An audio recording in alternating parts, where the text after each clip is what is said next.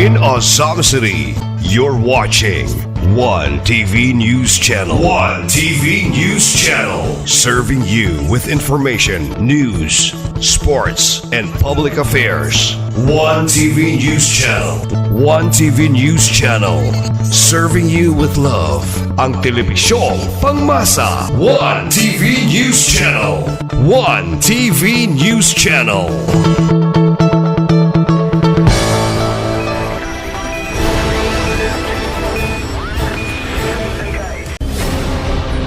One TV special report.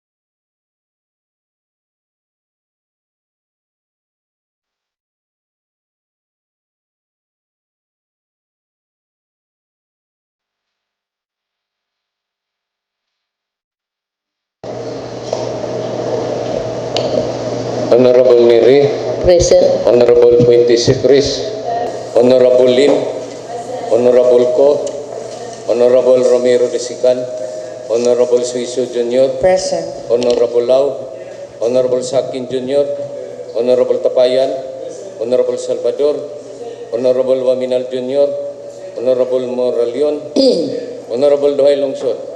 All members are present, including the Honorable Presiding Officer. Having a perfect attendance, the chair declares a quorum. Once again, good morning. May I request the Honorable Majority Floor Leader for the order of business. Yes, Honorable Chair. Thank you. Good morning. Good morning, Honorable colleagues. We have no guests or visitors availing of the People's Hour, Honorable Chair. So we proceed to item number 5, approval of the agenda for the day. There is only one written proposed insertion of to our order of business, and may read a resolution approving the division consultation with IPA implementers on 8 October 2024 at B Palace Hotel, Osamis, and culmination of the IP month celebration on 28 October 2024 at Kinoman Norte Barangay Hall by the Department of Education, Schools Division of Osamis City.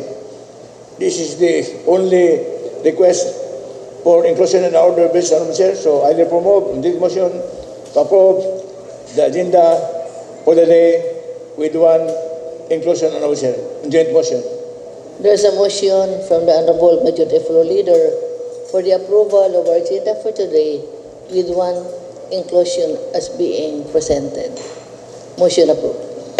Thank you, Honorable Chair. Everybody was furnished copies of the minutes of our regular session on August 19, 2024. And I guess everybody was able to peruse and examine the content of Honorable Chair. I will promote this motion to approve the minute to dispense with the reading of the minutes of the session on August 19, 2024 and to approve said minutes in toto, Honorable Chair. There is a motion from the Honorable Majority Floor Leader for the approval of our minutes of the previous sessions dated August 19, 2024. Is there any comment, remarks? Hearing none. Motion approved. Thank you, Honorable Chair. Item number 7, first reading, reference of messages. Please proceed to letter B, proposed resolution. Families of Honorable Masilian Sitapayan, a resolution reverting the total amount of 3,104,048 pesos from personal savings from personal services, totaling 3,104,048 pesos to be reverted to the following accounts: Electoral Services, 2,204,040 pesos. Semi-expendable furniture and pictures, book expenses, 100,000. Semi-expendable machinery and equipment expenses, ICT equipment, 100,000. Repair and maintenance, equipment, motor vehicle, 200,000. repairs and maintenance, semi-expendable machinery and equipment, 100,000. Other maintenance and operating expenses, 100,000. Water and electricity, 100,000. Painting and publication, 100,000. And representation expense, 100,000. For a total amount of 3,104,048. I move this motion to approve this resolution, everything the total amount of 3,104,048 pesos to various accounts as enumerated a while ago for approval in the first reading with reservations. Honorable Chair. There is a motion from the Honorable Majority Floor Leader for the approval of this resolution as being presented, the reversion of total in the total amount of 3,104,048 as being presented. Is there any comment? Remarks? Hearing none, motion approved. Thank you, Honorable Chair. If you remember, last session we borrowed from the account the electoral services the amount of 1.4 million to be used for various accounts for easy facility of disbursement by our LGU to account for our CNA and for our bonuses of the Employee City Council. Honorable Chair. This time, we now revert the savings of our business services in order to make use of it so that this could be included in our supplemental budget for approval to the Second Legal of Central. Honorable Chair. So, this is to espouse some fiscal management and to finance various expenditures of our City Council. Honorable Chair. In fact, we have some pending requests for appreciation of our regular rotary expenses City Council. So with this urgent demand of public interest and the exchange of public service, I promote this motion to approve this revision of personal services savings in total amount of 3,100,048 pesos to be diverted to various accounts for approval on second and final reading, waiving the internal rules. Honorable Chair. Presented by the Honorable Majority Floor Leader for the approval of this resolution for the reversion of in the amount of 3,104,048 as being presented. Is there any comment? Remarks? Hearing none, motion approved on the second and final reading. Thank you, Honorable Chair. Let us see. Petitions and requests for first reading. Number 1, supplemental budget number 1 of Barangay 50th District in amount of 5,000 duly endorsed by the City Budget Officer for our approval. And I yield to Chairman of the Committee on Barangay Affairs, Honorable John Carlo Moralion, to introduce and recommend action on this item. Honorable Chair. The Honorable John Carlo Moralion is now recognized by the Chair for the appropriate motion. Thank you, Majority Floor. Thank you, Madam Chair. I would like to pass the supplemental budget number 1 of Barangay 50th District in the amount of 50,000, passing for first reading with reservation. For first reading with reservation, motion approved. Thank you, Madam Chair. Considering the urgency of the said supplemental budget of Barangay 50th District, I would like to pass for second and final reading, waiving the internal rules. Considering the urgency of this request, the Honorable Moralion is passing this request as supplemental budget number 01 of Barangay 50th District in the amount of 50,000. Move for its approval on the second and final reading, waiving the internal rules. Any comment? Remarks? Hearing none, motion approved. Thank you, Honorable Chair. Items 2 and 3 of literacy are applications for official use permits and may be taken by this body omnibussly. So I will read number 2, dated 27 September 27, 2024 from OIC City Planning and Development Coordinator, recommending for approval of the application of Mr. Bayan T.C. for special use permit for the operation of his warehouse, Bodega, with comfort room in Barangay Karangan, under the business name Bryant Milling Corporation. And number 2, dated October 1, 2024 from OIC City Planning and Development Coordinator, recommending for approval of the application of Mr. Chino Lawrence M. Dalangpan for a special use permit for the operation of his restaurant in Barangay Aguada under the business name Kisi Gilchamp. Honorable Sir, these two applications of two businessmen are for our consideration, and we will have a committee hearing on this later on if approved for the proceeding. With this, accordingly, I move on the motion as chairman of the Committee on Laws, Rules and Style for approval of these two applications, number 2 and number 3, of Mr. Bayansi of Bayat Milling, Mr. Chino Lawrence Langpan of Kisi Gilcham for approval in the proceeding with distributions on the chair. Manifested by the Honorable Majority Floor Leader for the approval on the first reading with reservations on items number 2 and 3. Motion approved. The reservation is that we'll have a joint committee hearing, and I recommend it will be held so that we could afford session time for invitation this coming Monday, October 14, at 1:30 o'clock in the afternoon to afford us more time because we will be very busy this weekend for our COC activities, Honorable Chair. So I recommend that our joint committee hearing of the Committee on Trade, Commerce, Industry, chaired by Honorable Catherine, Committee on Barangay Affairs, chaired by Honorable Jun Carlo Marlion, and the Committee on Laws, Rules and Style, by this presentation, we'll have a joint committee hearing on Monday, October 14, 2024, at 1:30 o'clock in the afternoon. If there are no objections, Honorable Chair, from my colleagues of this August body. Thank you, Honorable Majority Floor Leader. Manifested by the Honorable Majority Floor Leader on items number 2 and 3 to refer this to the a joint committee on October 14. Also, that is Committee on Laws, Committee on Trade and Industry, and the Committee on Barangay Affairs. Yeah. Okay. So there will be a joint committee hearing on October 14 as being manifested by the Honorable Majority Floor Leader. Noted by the Chair. Thank you, Honorable Chair, and I request the Secretary to provide the necessary invitations to all stakeholders for this joint committee hearing. Thank you, Honorable Chair.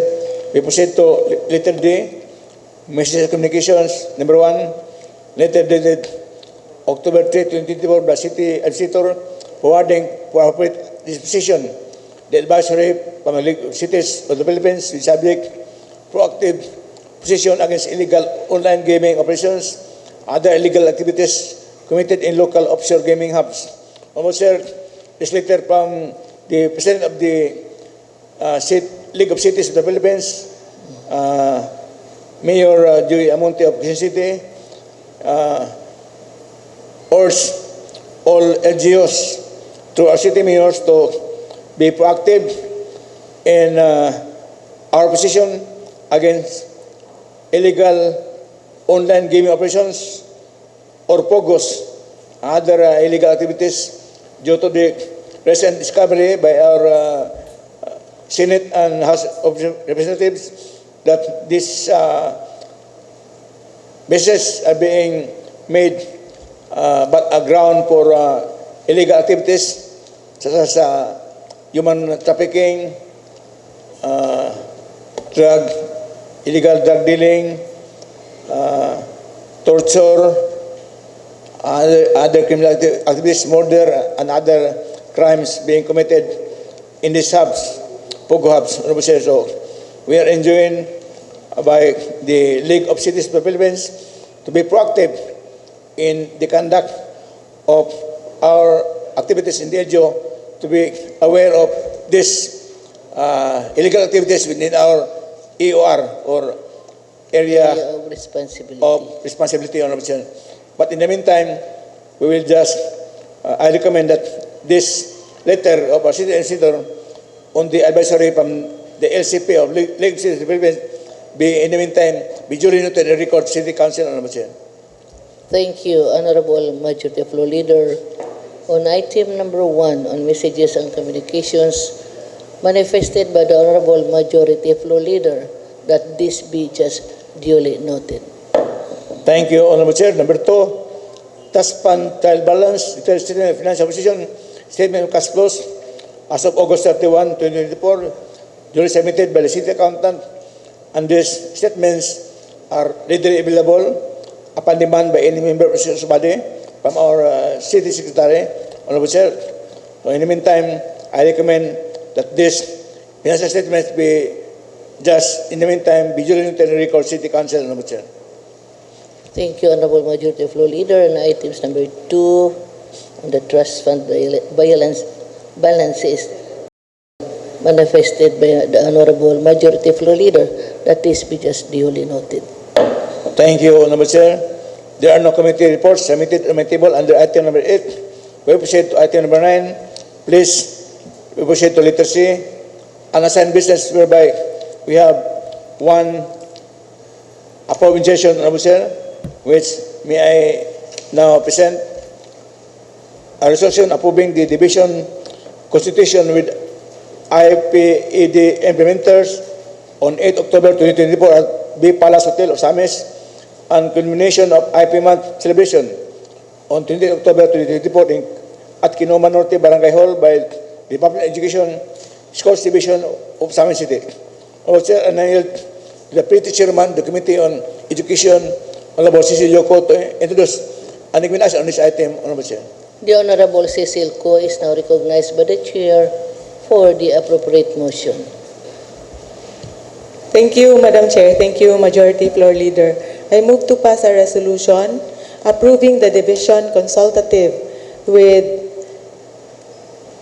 iPad implementers on October 8, 2024 at B Palace Hotel, Osamis, and culmination of IP month celebration on October 28, 2024 at Kinuma Norte Barangay Hall by the Department of Education Schools Division of Osamis City for first reading with reservations. For first reading with reservations, motion approved. Thank you again, Madam Chair. Due to the necessity of these two programs in line with the IP or Indigenous Peoples Month this October, and for the relentless pursuit of education and culture of the indigenous peoples in our city, I move to pass this resolution on its second and final reading, waiving the internal rules. Due to the urgency of this request resolution, the Honorable Cecil Ko is passing this on the second and final reading, waiving the internal rules. Any comment? Remarks? Hearing none. Motion approved on the second and final reading, waiving the internal rules. Thank you, Honorable Chair. There are no pending matters on my table under item number 10. So we proceed to item number 11. At this juncture, we have the pleasure and privilege to hear on PCL matters from Honorable Ding Quisiso, Honorable Chair.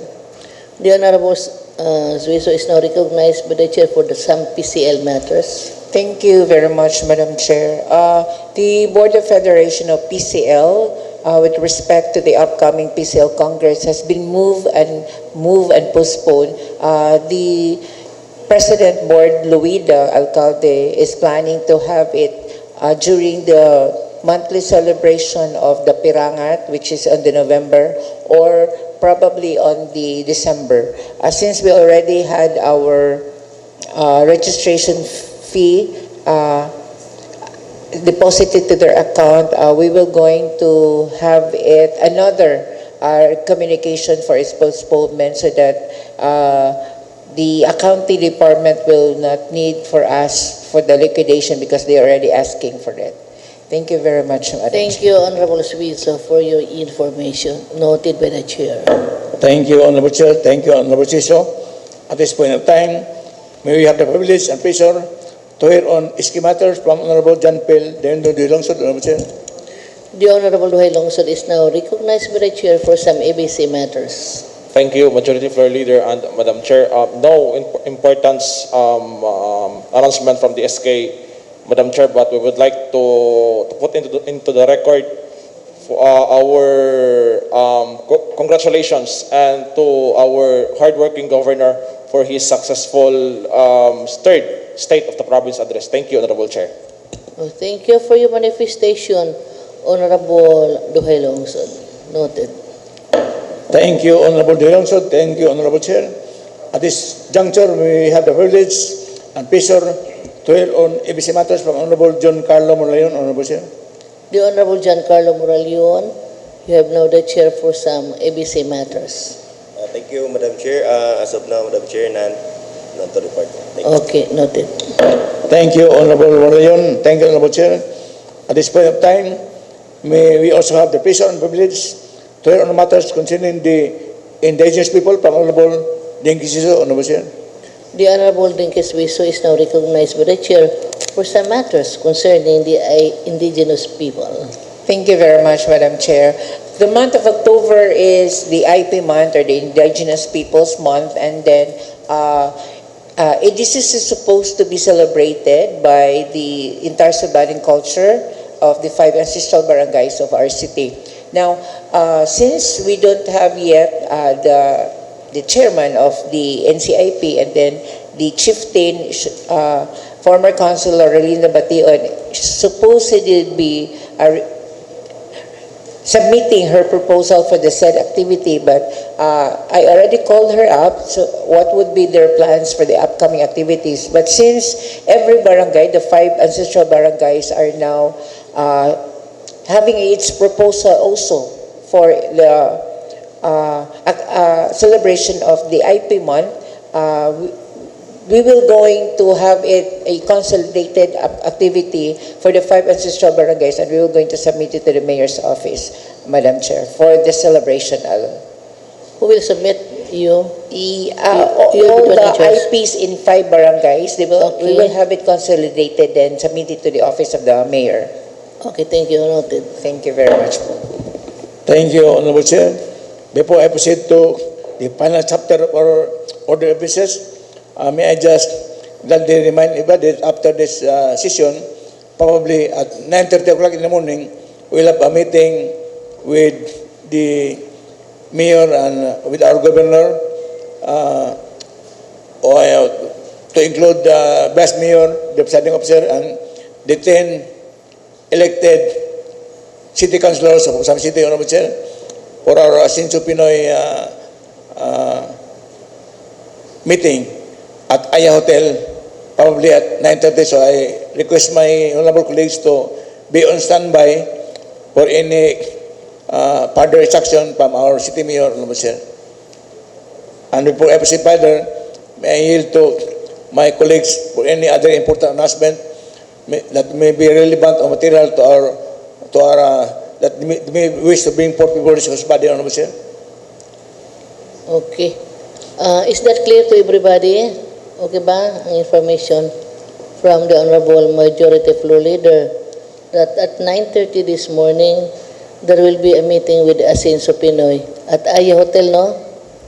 The Vice Mayor and 10 elected councilors meeting with the City Mayor, Honorable Indy Waminal, and as well as our Governor, who is the President, Sinso Pinoy, Honorable Indy H. Waminal Sr., Honorable Chair. Thank you. Noted. I guess there are no more matters that my colleagues will wish to bring forth before this body, Honorable Chair. We will await for the 9:30 meeting at Aya Hotel. In the meantime, I move to adjourn the regular session, Honorable Chair. This regular session is now adjourned.